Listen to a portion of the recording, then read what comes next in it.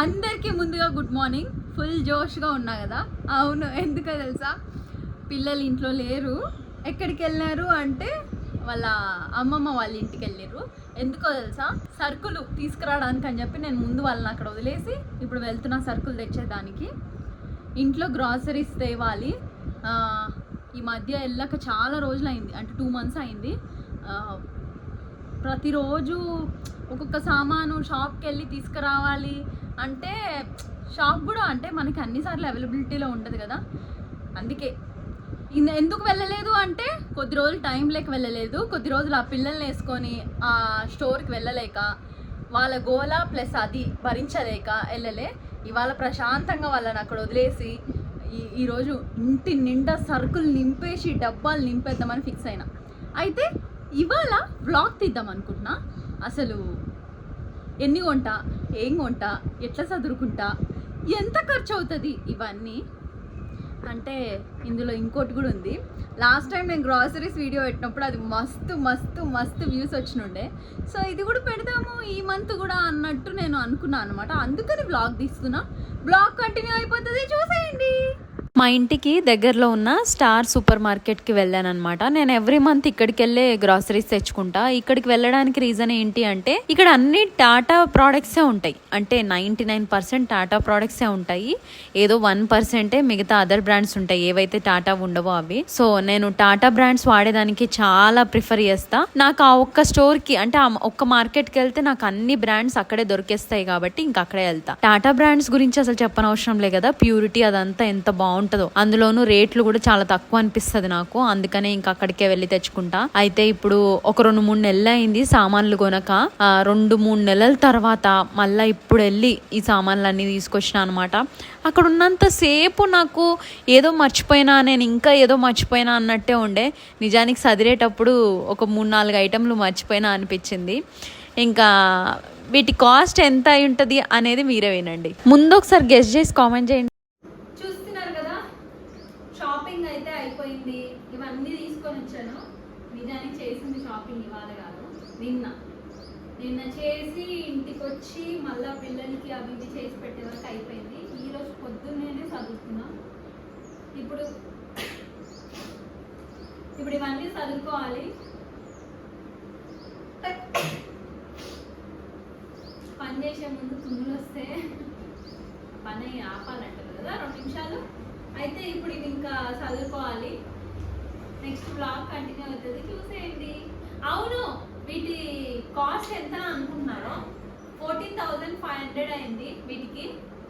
వీటన్నిటికీ కలిపి 14,500. నిజానికి ఈ మధ్య చాలా రోజులైంది సరుకులు కొనక. అయినా కూడా అంటే నేను ఇంకా ఎక్కువ అవుతుందని ఎక్స్పెక్ట్ చేసిన, ఎందుకంటే లాస్ట్ టైం వెళ్ళినప్పుడు చాలా ఎక్కువ అయింది. ఈసారి గత 2-3 నెలలు అయింది గ్రాసరీస్ కొనక. దానివల్ల ఎక్కువ అవుతుంది అనుకున్నా, కానీ 14,500 వరకు అయింది. బ్లాగ్ కంటిన్యూ అవుతుంది, చూసేయండి.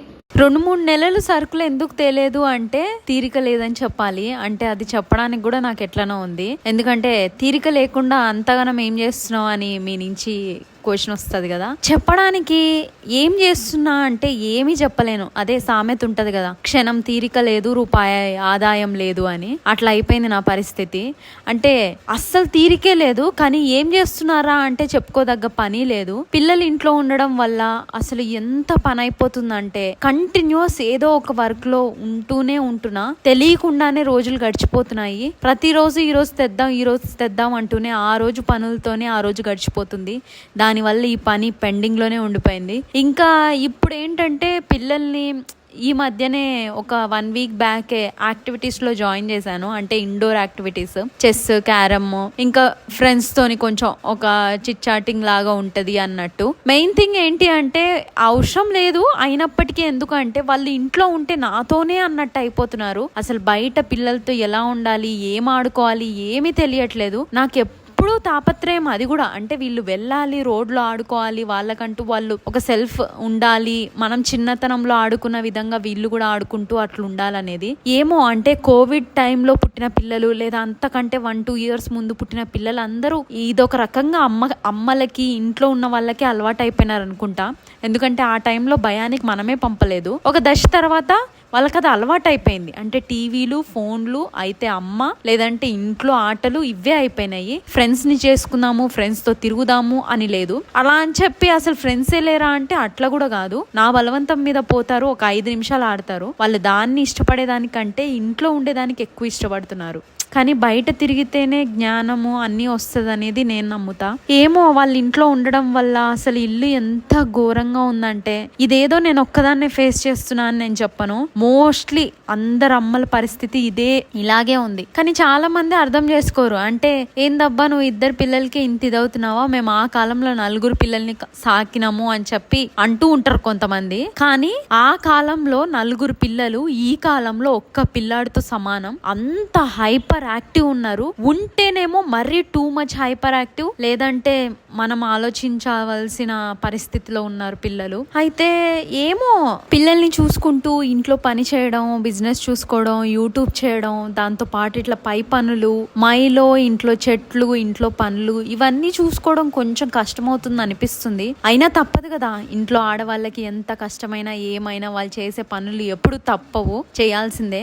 అయితే మొన్న వీడియోలో కొంతమంది కామెంట్ చేశారు, ఏదో నువ్వే చేస్తున్నట్టు ఎందుకమ్మా అంత గొప్పగా చెప్తున్నావు అని. నేను ఎక్కడ ఈ పనులు నేనే చేస్తున్నా అని ఎప్పుడు చెప్పను. ఈ పనులు ఇట్లా ఎంత మంది సఫర్ అవుతా ఉంటారో, కాకపోతే వాళ్ళెవ్వరికి చెప్పుకునే అవకాశం లేదు. నాకు చెప్పుకునే అవకాశం ఉంది. నేను చెప్పడం వల్ల అనేవాళ్ళు ఉంటారు చూసారా, అసలు ఇంట్లో ఆడవాళ్ళు ఏం చేస్తున్నారమ్మా అని. ఆ అనే వాళ్ళలో కనీసం ఒక్కరైనా మారుతారు అని చెప్పేసి నేను ప్రతి ఒక్కటి ఇంట్లో ఆడవాళ్ళ పరిస్థితి ఇట్లుంటదని చెప్పడం. బిజినెస్, యూట్యూబ్ అనేది ఇప్పుడు వచ్చింది, కానీ ఒకప్పుడు నేను కూడా కంప్లీట్ హోమ్ మేకర్ని. అసలు హోమ్ మేకర్ అని చెప్తే విలువే లేదు సొసైటీలో. అంటే అంత చీప్గా చూస్తారు.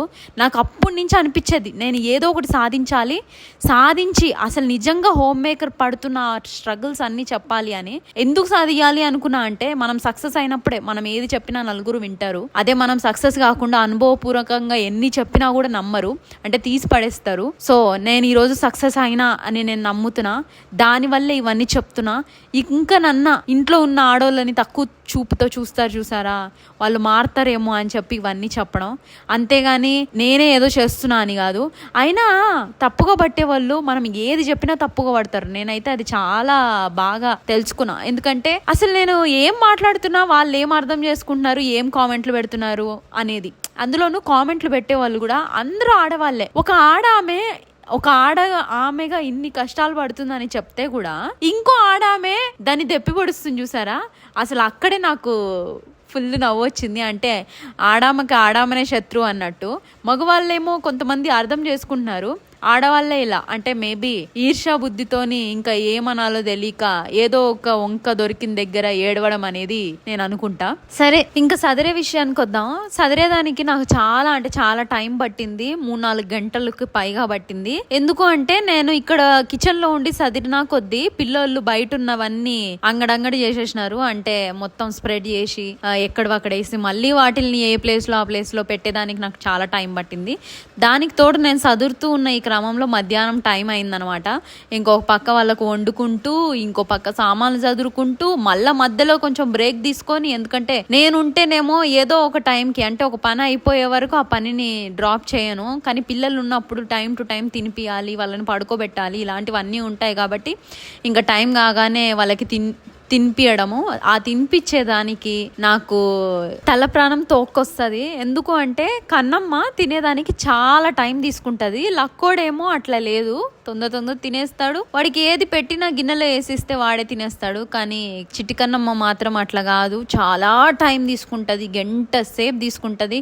నాకేమో అట్లా వదిలేసే దానికి ప్రాణం ఒప్పదు. ఇంకా ఎంత టైం తీసుకున్నా సరే దానికి కడుపు నిండా తిండి పెట్టాలనేది నేను అనుకుంటా. ఇంకా దానివల్ల ఎక్కువ టైం అయిపోతుంది. ఆ అట్లా ఎక్కువ బ్రేక్స్ రావడం వల్ల ఈ సదిరేదానికి ఎక్కువ టైం పట్టింది. కంటిన్యూస్గా నేను ఒక్కదాన్నే ఉండి సదురుంటే అసలు ఎప్పుడూ అయిపోయేది. చెప్పాలంటే నేను ఒక్కదాన్నే ఉంటే ఫుడ్ కూడా వండుకోను కొన్ని సిచ్యువేషన్స్ లో, కానీ పిల్లలు ఉంటే అట్లా కాదు. నేను చెప్పేది అదే, అంటే మనము తీరిగ్గా ఉండము. అట్లా అని చెప్పి ఏం పని చేస్తున్నామంటే ఇలాగే, అంటే ఎక్కువసేపు బ్రేకులు పడడం వల్ల వాళ్ళు 2 నెంబర్ వెళ్ళినాడని, వాళ్ళకి స్నానాలని, వాళ్ళకి తినిపించుడని, అసలు తినిపించడానికి 1 hour పడుతుంది తెలుసా నాకు. ఆ తినిపించుడని, వాళ్ళకి డ్రెస్సులు వేసుడని, వాళ్ళు చేసిన అల్లరిని భరించడం అని ఇట్లా. కానీ మనం చెప్పినట్టే వినాలి అంటే 4 దెబ్బలేస్తే ఖచ్చితంగా వింటారు. కానీ కొడుతూ పెంచాలి అనే తత్వం నాది కాదు. ఎందుకంటే మా మమ్మీ నన్ను గాని మా తమ్ముడిని గాని కొట్టలేదు, అసలు కొట్టకుండానే పెంచింది. అట్లా పెరిగిన మేము ఈ రోజు బానే ఉన్నాము. అట్లే నా పిల్లల్ని కూడా నేను కొట్టకుండా, అంటే వాళ్ళకి అర్థమయ్యే విధంగా చెప్పాలి అని.